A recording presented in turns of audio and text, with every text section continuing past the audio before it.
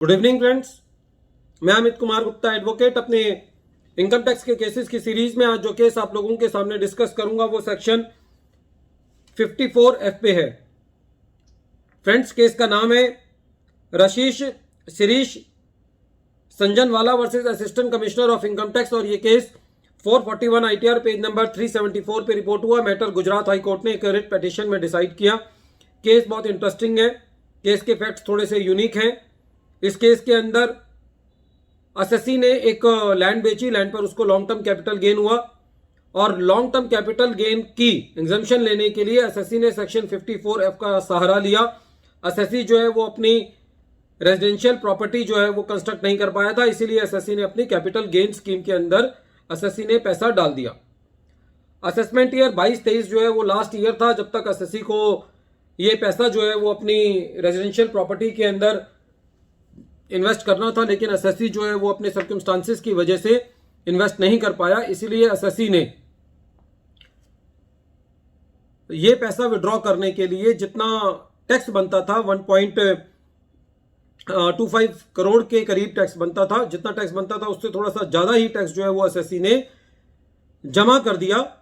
और assessing officer साहब के पास एक अर्जी लगाई कि साहब जो मैंने 54F के अंदर पैसा डाला है उसको विड्रॉ करने की अनुमति मुझे दे दी जाए। असेसी ने टैक्स भी जमा कर दिया। असेसी ने एक इंडेमनिटी बॉन्ड भी दे दिया कि साहब मुझे जो ये कैपिटल गेन पे मुझे टैक्स देना है मैं इसका किसी और लॉस के साथ कोई इसका सेट ऑफ नहीं करूंगा और जो मुझे टैक्स देना था वो मैंने दे भी दिया है, मैं इसका रिफंड भी क्लेम नहीं करूंगा। लेकिन असेसिंग ऑफिसर साहब ने इसका नो ऑब्जेक्शन देने से मना कर दिया और ये कहा कि आपको ये सर्टिफिकेट तब तक नहीं दिया जाएगा जब तक आप असेसमेंट ईयर 22-23 की रिटर्न फाइल नहीं कर देते। अब असेसी को पैसे की जरूरत थी, इसीलिए असेसी जो है वो असेसिंग ऑफिसर साहब के इस ऑर्डर के अगेंस्ट जो है वो रिट के अंदर गया और कोर्ट ने जब असेसी गया तो असेसी ने एक एफिडेविट भी दाखिल किया कि साहब मैं इस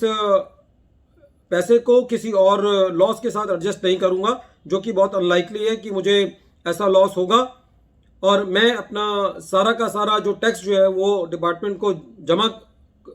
में जमा कर चुका हूं, इसलिए मुझे ये पैसा विड्रॉ करने की अनुमति दी जानी चाहिए। तो कोर्ट ने सारे फैक्ट्स को देखा और देखने के बाद ये निर्णय लिया कि एसएससी जो है वो अपने जो क्लेम कर रहा है कि मुझे सर्टिफिकेट मिलना चाहिए वो उसमें बिल्कुल ठीक है।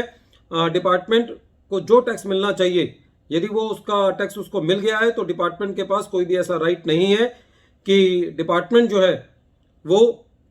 उसको ये सर्टिफिकेट ना दे। और ये सर्टिफिकेट देने के बाद एसएससी का ये लेजिटिमेट राइट है कि जो एसएससी ने अपना कैपिटल गेन में पैसा डाला हुआ है वो कैपिटल गेन का पैसा जो है वो एसएससी विड्रॉ कर पाए। कहीं पे भी कानून के अंदर फ्रेंड्स ये नहीं लिखा हुआ है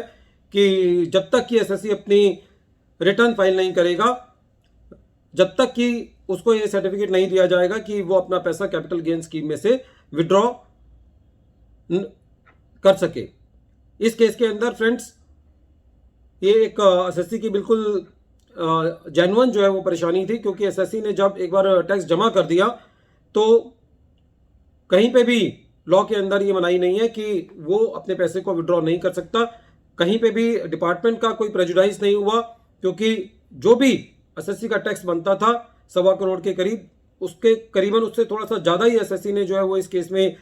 जमा कर दिया था। तो असेसिंग ऑफिसर साहब जो है वो इस केस में सही नहीं थे एसएससी को उसका लेजिटिमेट राइट देने में। तो कोर्ट एसएससी ने एक रिट दायर करी और रिट के द्वारा जो है वो एसएससी को रिलीफ मिला। फ्रेंड्स, हम ये नॉर्मल केसेस में देखते हैं कि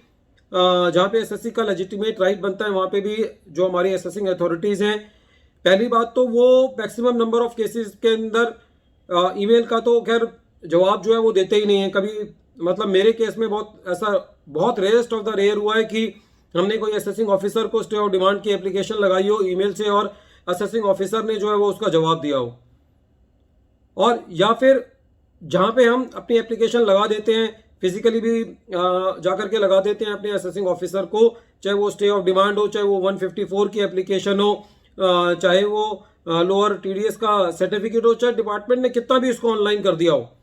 बट जहाँ पे ऑनलाइन कर दिया गया है वहाँ पे जब तक कि एसएससी वहाँ पे नहीं जाएगा वहाँ पे उसकी प्रॉब्लम का निवारण नहीं होता, तो this is not a good indication for the department. तो ऐसे केसेस में जहाँ पे एसएससी का एक लेजिटिमेट राइट बनता है तो सीबीडीटी को ऐसे सर्कुलर्स लाने चाहिए जहाँ पे ये साफ साफ लिखा हो कि एसएससी यदि उस पैसे का इस्तेमाल अपने स्पेसिफाइड पर्पस के लिए विद इन ड्यू टाइम नहीं कर पाया और यदि वो उसका टैक्स जमा कर देता है तो the assessing officer is bound to dispose of the application within a reasonable period of time, and whatever the reasonable period should be specified. In that period, the assessing officer or the revenue authorities should dispose of the applications of the assessee in a very judicial manner and with a reasoned orders. Friends, once again, I am repeating the name of the case. The name of the case is Rashish Shirish Sanjanwala versus Assistant Commissioner of Income Tax, and this case has been decided by the Gujarat High Court, and the matter has been reported in 441 ITR at page number 374. Thank you, friends.